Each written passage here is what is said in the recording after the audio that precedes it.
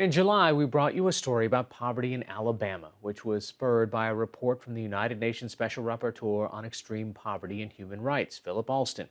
Alston toured America, spotlighting third world style poverty in our first world country. NewsHour Weekend special correspondent Simon Ostrowski continues following in Alston's footsteps with a report on poverty in Los Angeles. Supported in part by a grant from the Pulitzer Center on Crisis Reporting, this report is part of our ongoing series about poverty and opportunity in America, Chasing the Dream. Los Angeles, the home of some of the most desirable zip codes in the country. But right at the heart of this wealthy metropolis exist conditions that have been described by the city's own newspaper, the Los Angeles Times, as a national disgrace. One expanse of 50 city blocks is an area that's become synonymous with poverty, crime, and homelessness. It's existed for decades and has dogged successive mayoral administrations that have tried to eradicate it. It's called Skid Row, and is home to an estimated 2,000 members of Los Angeles County's homeless community. LA has one of the highest rents in the nation. And the reason why there's so many tents out here is because people can't afford to live in a house. Steve Richardson, who goes by the name General Dogon, is an activist at the LA Community Action Network, which advocates for the city's homeless community. The majority of the people that you see sleeping on the streets are black, and these are folks that have fell through the poverty level. It makes me really mad. Long the subject of local and national concern, Skid Row recently garnered international attention when it became the focus of a report written by the United Nations Rapporteur on Extreme Poverty, Philip Alston, whose job more often involves assessing conditions in the developing world. The homelessness on the streets in LA is pretty staggering in terms of magnitude, in terms of how long running it is. There is a chronic shortage of affordable housing. Nationally, homelessness has been mostly on the decline since 2010, though it ticked upward slightly in 2017 to nearly 554,000 people without their own roof over their heads in a so-called point-in-time count. The Los Angeles area, meanwhile, has trended in the opposite direction, as the cost of living here soared over the last decade, forcing thousands onto the street in what has amounted to a nearly 50% increase in homelessness since 2012 to almost 53,000 people. The sheer size of Skid Row makes it look like a refugee camp. But according to a 2017 report by several homelessness advocacy groups, the availability of toilets here is worse than in a UN-run Syrian refugee camp. It smells of urine everywhere. Skid Row had about 10 toilets, I think, for thousands of people. So it's a pretty bad setup. So this is, call it the Big Green Machine, and it's a bathroom. According to the LA Community Action Network, nearly 1,800 unsheltered people in Skid Row share access to just 9 toilets like this one, which means many avoid them altogether and use buckets, which are then emptied into the streets and trash cans. And that was PTSD, but I didn't know nothing about that. Willie Van Seals is a Vietnam vet suffering from heroin addiction, one of almost 3,900 homeless veterans in LA County. I'll show you. The buckets that we use are urinate, bowel movement. There's nowhere around here to use the bathroom. And that's hard on a person. You know what I mean? Especially you gotta walk around and find somewhere to take a crap. Come on now. The authorities know hygiene is an issue here. The county health department reported that its teams observed feces and urine on 8 of 10 sidewalks during a survey back in 2012. Street washes like this one have been instituted to help stop the spread of disease. If we don't power wash the streets, we end up with what we had years ago when we had a tuberculosis outbreak or a hepatitis outbreak or some kind of disease. It has to be done. It has to be done. Officer Dion Joseph has been patrolling the streets of Skid Row for close to 2 decades. He says he's seen well-meaning policies to improve health conditions backfire. Years ago, we had 27 porta potties in Skid Row. My concern was that they would be taken over by the criminal element. And day one, that's exactly what happened. When those bathrooms were here, gangsters were charging the homeless $1 to $5 to use the porta potties for what they were designed for. While we're with him, Officer Joseph receives a complaint. I've got these people who've pulled up in front of the doorway.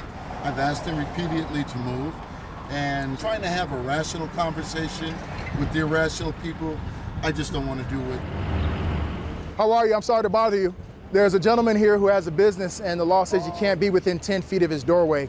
Can you guys move about 10 feet this way so we can have his space? He resolves the situation without incident. But the UN report points to data from the LA Times showing that 14,000 homeless people were arrested in LA in 2016, a 31% increase since 2011.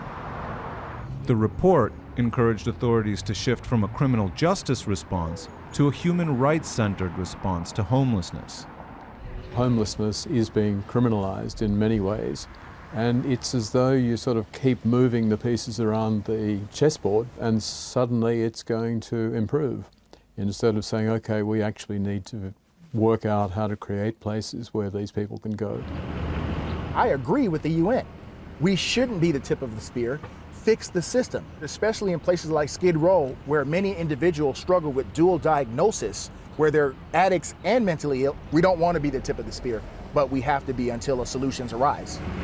According to Victor Hinderleiter of the Los Angeles Homeless Services Authority, mental health and addiction are a huge factor contributing to homelessness. Approximately 30% of people experiencing homelessness self-report that they have a severe mental health disorder. About 30% of people experiencing homelessness self-report that they have a substance use disorder. Homelessness in and of itself is a traumatic experience. Christina Miller, the LA Mayor's senior project manager of homeless strategies, agrees that addressing homelessness is a multi-tiered process, but disagrees that the homeless are being criminalized. And instead of leading with police, leading with enforcement, we are doing everything we can to lead with services, because we know that police officers are not social workers. That is not necessarily in their purview, and having an enforcement-heavy response is not ultimately going to get people off the streets. Activists say they know what will get people off the streets. The solution is simple. This is what the solution is. This the only thing that ends homelessness is this right here, house keys. And until everybody got them, hey, you got to be good neighbors, because there's going to be people sleeping on the streets.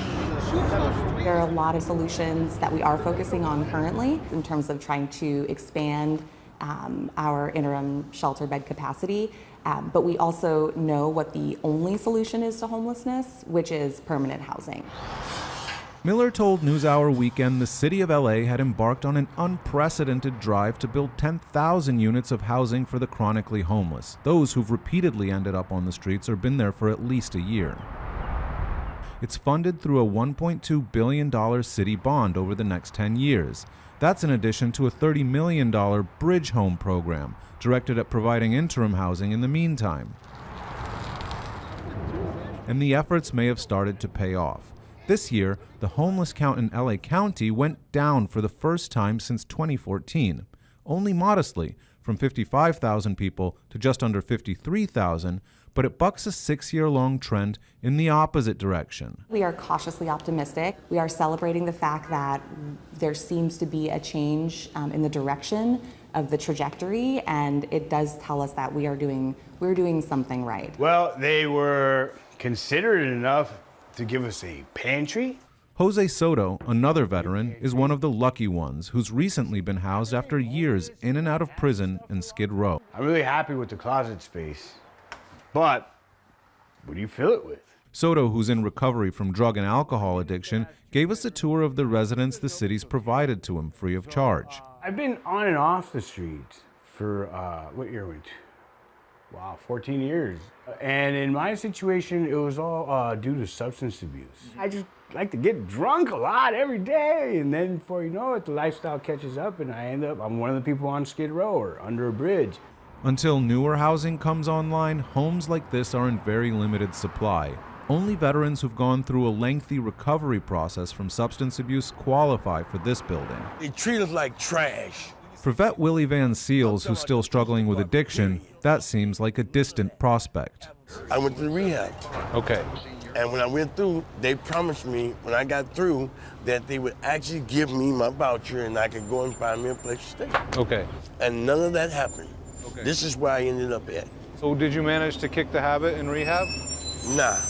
America paints herself as a good Samaritan country. I'm glad the UN came here, because you see third world conditions right here. in the richest country in the world that's worse than other countries. The United Nations report notwithstanding, there are other indications things may be improving for the homeless in LA. In 2016, Angelenos voted overwhelmingly for a tax increase directed at funding the creation of homes for the chronically homeless. And while tents still line the streets of Skid Row, this year, chronic homelessness has dropped 18% in LA County. When it rains, you must have something on this floor. But for Willie Van Seals and others like him, Los Angeles still has a long way to go.